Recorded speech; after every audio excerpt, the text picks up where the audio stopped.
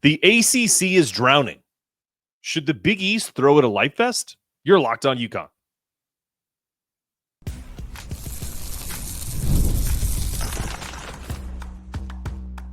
You are Locked On UConn, your daily podcast on the UConn Huskies, part of the Locked On Podcast Network, your team every day. Thanks for making Locked On UConn your first listen every day. We are free and available wherever you get your podcasts and on YouTube, part of the Locked On Podcast Network, your team every day. Do me a quick favor, see that little button on your bottom of your screen. Click subscribe. It helps our channel grow, our audience grow, and frankly, I truly appreciate all of your support. And it's invaluable to me and the Locked On Podcast Network. Today's episode is brought to you by GameTime. Download the GameTime app, create an account, and use the code LOCKEDONCollege for $20 off your first purchase. Terms and conditions may apply. Well, ACC Commissioner Jim Phillips has had many recent interviews where he's talked optimism in the future of the ACC. It's a rare outlook, and it's difficult to fathom considering all that's going on with the ACC. I'm joined now by Matt Edwards, co-hosting the show for a second straight day. UConn, given the ACC climate, should the Big East get creative and check the temperature of ACC schools about joining the Big East as a basketball-only school? I think so. From all the writing on the wall, it looks like the ACC's on, its last rites here for sure. And I would love to see, some of the blue bloods come in with us, and then maybe some of the former Big East schools join them as well. But I think who knows what the future of college sports looks like, but I think trying to hold on to a basketball only super conference would be pretty great. Absolutely. Don't give all the content away, Matt. We're not there yet. But no, I think you're right. And I think what it all stems from is the college football playoff expansion, right? Something that unfortunately UConn football won't really have to worry about, but it all affects everything that we all love and care about, which is the basketball programs and, the basketball capital of the world. I don't want to use that phrase in present tense ever. And this is a very interesting point, and I'm curious what you think about this. There was some news from the Florida State and Clemson lawsuits where their attorneys have essentially said that ESPN has an opt-out clause in the TV rights deal. So they literally can opt out by February 2025. Like they have to make a decision on these rights deals, even though the contract runs through 2036. So with the ACC drowning and eating its own, I think the basketball superpower is a very clean start. Which teams from the ACC, like we've talked about the obvious on the show, what are some teams that you'd like to see and why? I think we start with Duke and North Carolina just because they're probably closer to the level of UConn in terms of overall history and current status as well. Start with them. I think Syracuse and Pittsburgh, as much as we like to throw shade towards Syracuse, I think it's a great natural rival with us. It's a close drive relatively. Sure. And Pittsburgh would be good. BC, I don't want to see them back. Screw BC. We don't want them back. If you're not watching this on YouTube, I'm praising Matt Edwards for not being one of the people, because in my YouTube comments, Matt, you would be shocked at how many people are like, yeah, I would love to see BC back. And I'm like, what? Absolutely not. They're the reason why we're not in the ACC to begin with. Yep. If they blocked us from joining. Absolutely. And if we want to get Boston, let's bring Northeastern in. Let's bring Calhoun's old stomping ground in. Let's have some fun. Why not? I would rather see UMass in the Big East than BC. Agreed. I want BC to die a slow death. Yep. So, well, that's great. What about? I did obviously Duke and North Carolina.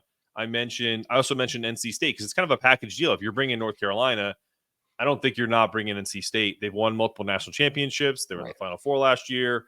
I wonder if like a team like Wake Forest is another one. Pretty rich history, good loyal fan base, close drive to my house. So that's a selfish one. What are some other ones ACC wise? Could you see a Clemson in the Big East? I know that's a little weird. But I don't think it's any weirder than Duke being in the ACC in the Big East, right? At this point, what does it matter? You're right. I don't think there's any weird ones at this point. So NC State for sure was on my list, and I could see any of them fitting in and playing basketball with us. I mean, because ACC has such a rich history, and we all know that even the like Wake Forest, and they haven't been great recently, but they have the history. Go back to the Duncan, and I remember those teams fondly. So I would think that everybody would be a great fit in terms of just keeping basketball popular. What do you think the chances are of this happening? That's a better question. We'll get back to the hypotheticals. I don't know, 25% maybe. It's again, who knows? I mean, who knows? Who would have thought we'd be where we're at 10 years ago in terms of how it looks now? So I think, there's a chance for everything to be on the table at this point. Who knows what's going to happen? Do you think can we relegate some people? Can we get DePaul out? Can we the relegation would be a fantastic way to set all this up. The whole thing. That would be and I'm not an international soccer fan, but that's the first thing that popped into my head.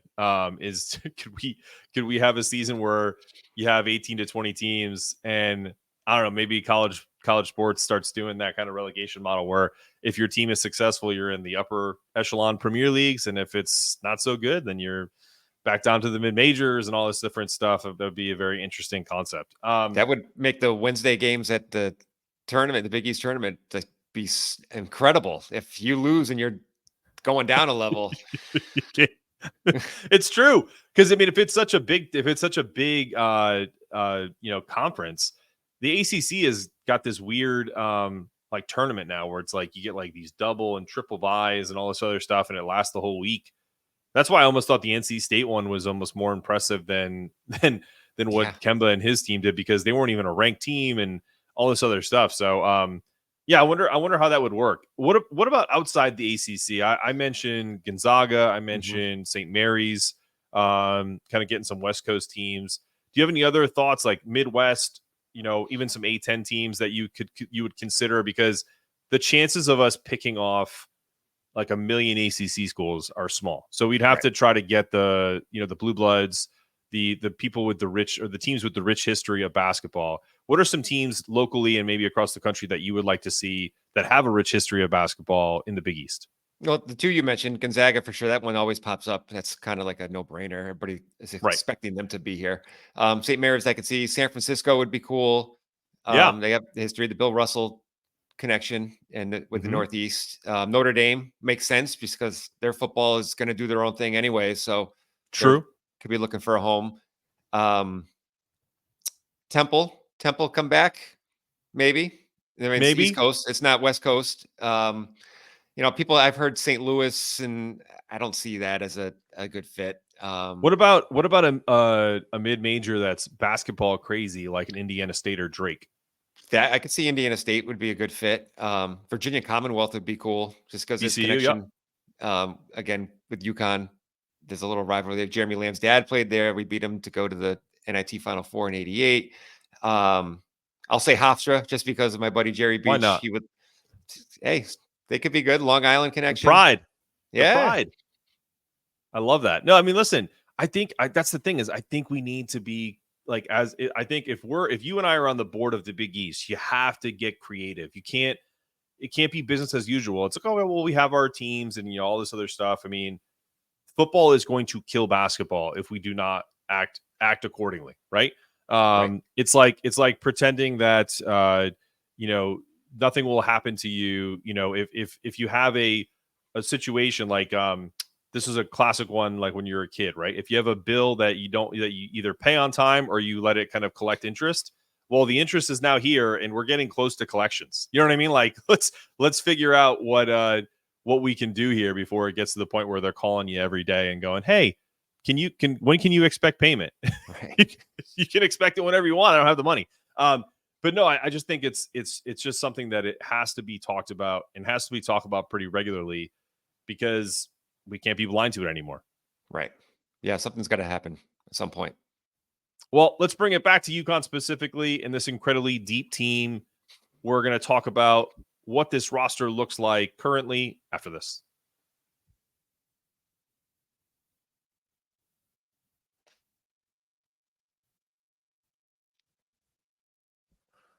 Let me tell you about my recent experience with buying tickets. Ever had one of those frustrating moments when you're trying to snag tickets for an MLB game? I sure have, whether it was uncertainty about seat quality, struggling to find last minute tickets, or just not finding any good deals. Here's the game changer, GameTime. It's now an authorized ticket marketplace of Major League Baseball. This app makes getting tickets a breeze, plus the prices actually drop as the game time approaches. It's like getting rewarded for procrastination. I've been using GameTime for a while now, and let me tell you, it's life-altering. You can browse through upcoming MLB games and other hot events, snagging killer last-minute deals, and even double-checking your views from your seat before you buy. And the best part, you get all-in pricing with no hidden fees at checkout. So if you want to take the guesswork out of buying tickets, download the GameTime app, create an account, and use the code LOCKEDONCollege for $20 off your first purchase. Terms and conditions may apply. Okay, let's bring back Matt Edwards. All right, so let's pretend the season starts tomorrow. I'm getting excited just using that phrasing. Who's your starting five? Who's the first? And then we'll talk about who's like the next tier off the bench. Who you starting? You're Coach Edwards. Keep in mind that in terms of everybody you've had on the show as a guest, I'd be the lowest of the low in terms of an expert. So these are How dare you? Just throwing that out there for you. There's no caveats here. I think you're wrong, but you're also very modest. So, self-deprecation aside, who's your starting five? So I think we got to start. I think Haas has to start as point guard. He's paid his dues, and he showed how much he's grown so much from 22, 23 to 23, 24. He was lights out from 3-point range most of the time. I mean, so many dagger threes for him, and he plays such great defense. I think he'd be a solid starter at point guard. And then it gets tricky because, again, we've seen Solo play. We know what he can do. I think he's a competitor. I don't think he's going to want to give up a starting spot that easily, but I haven't seen much of Mahaney. I've seen him play once against the UConn in the tournament, and obviously haven't seen Noel other than the highlights. I know he's a hard worker too. So I think that battle for that second spot is going to be huge. And I don't know. I'd give the edge to Solo just because he's had a year of experience under his belt, but Mahaney's obviously solid, and he's not going to want to give that up either. He came in knowing what the challenges are going to be in terms of being able to start, and I think he's going to put in the work. And I wouldn't put it past Ahmad as well. All right, but I'll give the edge initial to Solo right off the bat. All right, so we got the starting backcourt of Hassan Diarra and Solo Ball, with I'm assuming Noel obviously off the bench first for Hassan, and Solo off the bench for Aiden going forward. So who do you have in terms of the front? I hate to even call it front court because there's really no such thing anymore. It's positional versatility is the buzzword, right? So who do you have in the 3, 4, 5? Goodness, is Alex back? Tough. Yeah, we're pretending it's today. He hasn't decided to go pro yet. So Alex Garabin is a member of the UConn Huskies as of today. Then Alex is obviously starting, and then I think Liam might have to be a starter. Kind of just like Steph did last year. That highly touted freshman 5-star McDonald's coming in. I think he starts. But again, that's tough too because, Jaden and Jay Stu, man, think of that game against Marquette in the Garden. He was so solid. Those are going to be some battles in the early fall for sure. But I'll give the edge to Liam at this point. Liam and Alex right now. And then at this big spot, I like Sampson coming off the bench. I love Sampson. I wish I see him starting, but he brings such a change when he comes off the bench and just sprints from rim to rim. So we'll give Haas the start right now. The other big Haas, not the other big Haas. Yep. Right. We definitely start using that in terms of how do we differentiate between the two. Well, before we get into my starting five, and then we'll talk about the bench, are you watching Fox Sports or ESPN on your TV all day? Have to turn down all the volume with all that shouting? Make the switch to Locked On Sports Today, a free 24/7 sports streaming channel program for you every day to bring you the biggest stories without all that screaming. Locked On Sports Today brings you the can't-miss analysis, opinions, and news, streaming 24/7 on YouTube or the free Amazon Fire TV channels app, part of the Locked On Podcast Network. Your team every day. I'm sure they're talking about the Scotty Scheffler situation on Locked On Sports Today, which is just wild. And we don't have enough time to delve into all of that went on. But I woke up this morning and saw he got arrested. I was like, what the hell is going on? I agree with you on most of your starting five. I agree 100% that Terrace Reed Jr., Big Haas should start. Not because he's immensely better than Samson. And not that Samson, to use your phrase from Hassan, hasn't paid his dues, but he definitely has. But he plays a role. And he is, as we talked about yesterday, right? Role players, as they all are. But but for me, that role of being that energy, that kind of jumping off the bench and changing the complexion of how things are going, or just kind of inserting himself into a situation defensively or offensively is definitely where I see that. I'm with you on Alex Caravan starting, obviously, if he's here. I'm going Jay Stu at the small forward at today, right? As they go through workouts in the summer, maybe Liam asserts himself as that 5-star. We had Tobias Basson from The Athletic that's followed his career since he was like in 5th grade. And he was like unequivocally he thinks Liam is going to be the starter just because of his pedigree and all the things that he's done. And that makes sense. But then on the guard side, I think Aiden Mahaney starts because as much as I am so high on solo ball, I think he is going to be a stud at UConn. I think he does so in kind of that off the bench, give me 10 points and just like do it in 2 minutes, like that kind of microwave. Remember I called John Gwynn Tony Gwynn one time in that John Gwynn mode where like maybe he leads them in scoring, but it comes off the bench. You know what I mean? Like, so, because I feel like Aiden will be more of that Tristan Newton type where he's being asked to be that combo guard versus simply just, hey, just go get us buckets. Like he's going to be asked to do a lot of read and react, a lot of what Cam Spencer did. And so I think that's a mixture there. And then with Haas, I feel the same way about Ahmad Noel coming in and being the starter as a freshman, and then Haas playing that 6th man of the year role. As I think, again, I'm quoting Tobias, don't fix Happy. Don't fit like this is Happy for UConn is those 2 guys who are now supposed to start were coming off the bench. Do we have to fix that? I don't know. Yeah. I don't know. Good problem to have. Absolutely. And I think, the lines get blurred. I mean, obviously a starter, I'm a starter for the defending national champs, but just being on the court, it doesn't matter to these guys. Hopefully they've learned that it's just, it's part of the culture. If you're a key member of the team, it doesn't matter if you start or come off the bench because you're going to be important to us one way or the other. Without a doubt. And my biggest wild card for this season is Jaden Ross. Like what's his role? Because there's so much talent on this team, so much unrealized talent so far.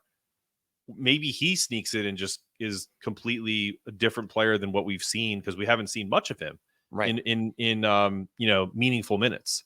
So, and I'm also interested, Matt, like, do you think, watching Dan Hurley and kind of understanding over the last couple of years, like what this formula is, do you think they go with a longer rotation because they've gone like 7-8 deep yet last year? They could have went 9 with solo, but they didn't, or very rarely.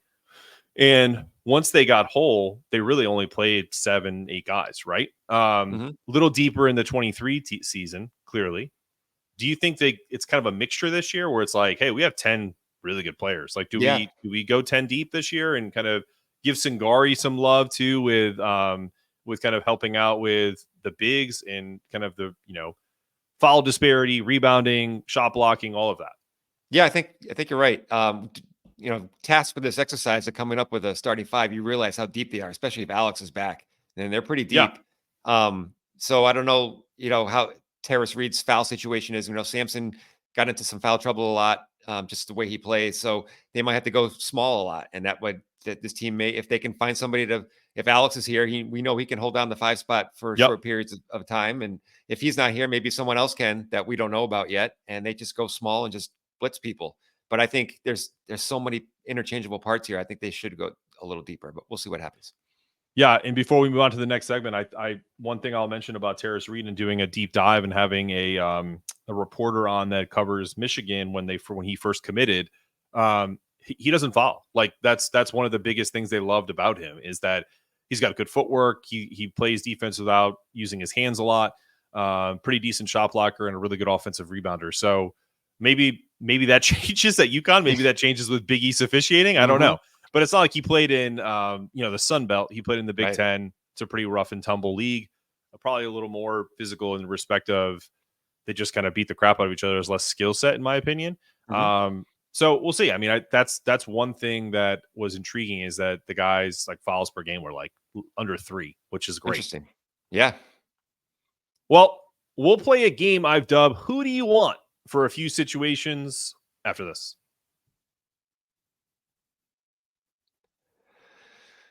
Oh, we got all kinds of weird stuff here. Hang on one second.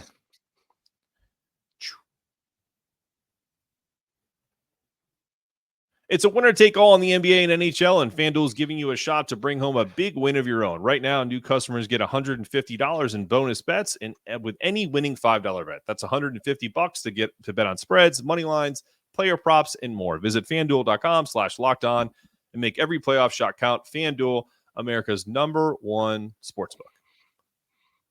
All right. All right, Matt. I got some really interesting questions for you. It's essentially, who do you want? I gave you the first one pre-show, which is who's the 4 players? And this is inspired by the fact that I just bought a minivan. Okay. So I have my own swagger wagon in my driveway right now. So we can fit 8 people in the car. I'm not going to ask you for 8. I'm going to ask you for 4. Basketball players are typically large. I don't think we're fitting any more than 4 people in my Kia Carnival. So who's the 4 players or coaches you drive on a road trip? You're driving, they're with you. Maybe you got one shotgun, the rest in the back.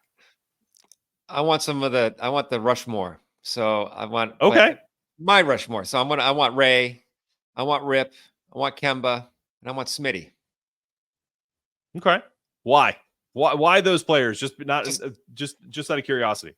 Just the conversations about being excellent. Just want to hear how these guys talk. And just maybe get a little bit to rub off on me a little bit, just to hear the stories from dominating their games. I love it. I want to this is mine, and it's a little diverse, but there's one that you're going to laugh at that I think is, and the reason why, and I'm just going to say it first, is I have Khalid El-Amin, I have Dan Cerulik, okay, I have Rashad Anderson, and I have Caron Butler. All right, so, why Danny? Why? Yeah, exactly. Because when we're driving, I'm going to call up my father on the phone and I'm going to ask him why Dan Cerulik pissed him off so much all the times that he played. And I want to hear that interaction. That's why I want Dan in the car. But also because I just think I don't know enough about Dan Cerulik to know if he'd be entertaining or if he'd be fun. I'd imagine he would be. But they're all UConn basketball players, so they all have a very interesting perception of being in different. Also did it different eras, right? They've got Khalid from the 98-99 team, Dan in the early 80s to early 90s, Rashad's on the 04 team, Caron Butler 06. So I think not Caron Butler's not 06, but my point is like I just want to get different, and you do the same thing. You just have better players. Rashad is a shooter, and I was a shooter, so I want to know about like his mentality. Khalid El-Amin is built like me. I'm 5'11". 6 foot, 200 pounds. I want to have a mini me next to me in the car. Someone that like looks like me, that's not 7 foot.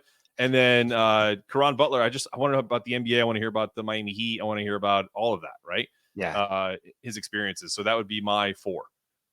Can't argue with that at all. All right. I got another one for you. All right. You can only pick one. Who you want in a foxhole with you?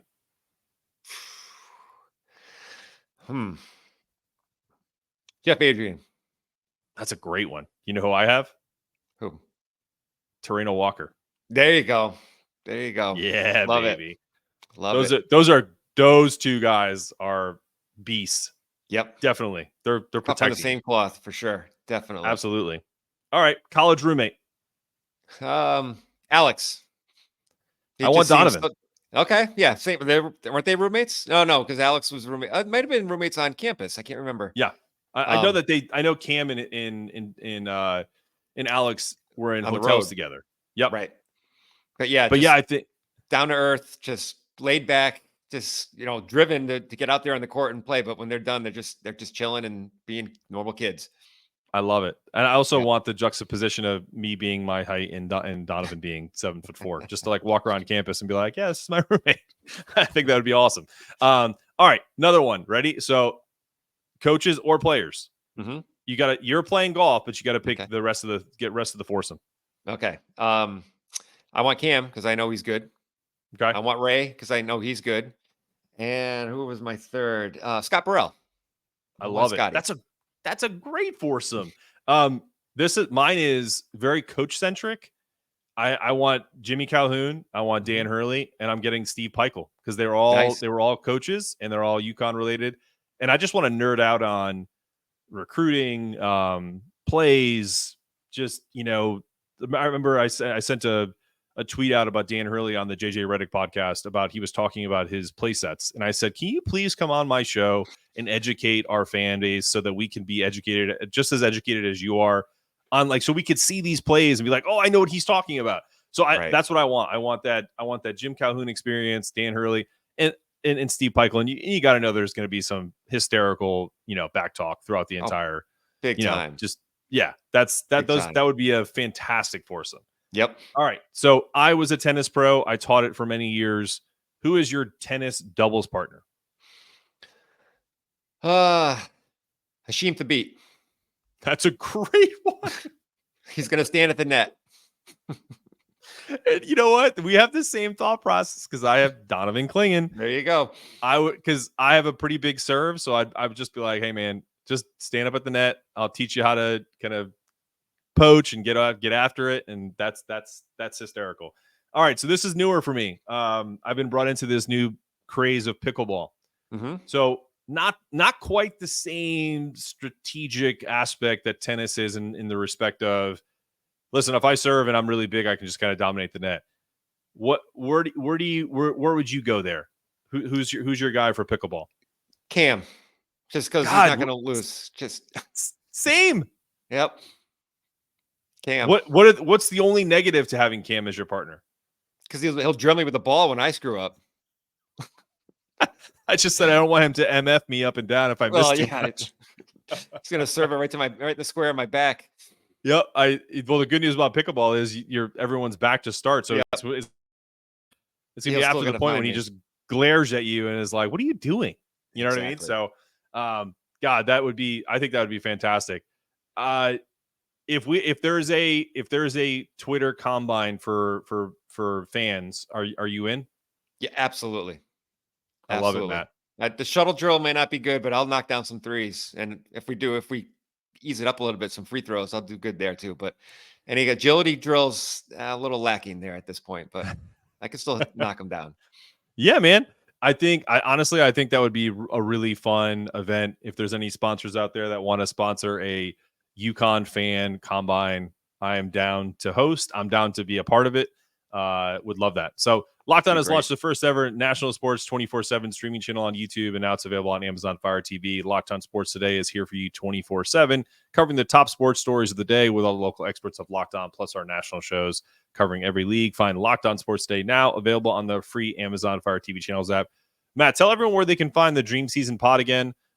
It's one of my before you even say it, just again, if you guys have not downloaded Dream Season Pod, do yourself a favor. Get engrossed in that 89-90 team. If you were a fan of a young age, of an older age that watched that team, send Matt your recollections of that season, and just kind of give people an idea of where they can find that. Yeah, I appreciate it.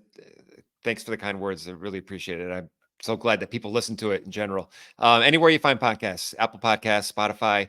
There's still one regular episode coming out, the legacy episode that kind of gives an update on where everybody happened, where they ended up after the dream season, and basically, summarizes how that was the foundation for where the program is today. And then I'm going to be doing episodes where people can send me their recollections of the dream season. So again, like you mentioned, send it in and we'll get you on that list and get you in the episode. So thank you again. And if you're listening to this, it's a really great, it's really well paced. And I have to say that that's one of the biggest things. Like I listen to it at the gym, listen to it in the car, like it, I kind of engross myself into it. So definitely go and check that out. This has been another episode of Locked On UConn. I'm your host, Mark Zanetto, for Matt Edwards, asking you to stay locked in, stay connected, make sure your toughness meter is always rising. And as always, go Huskies.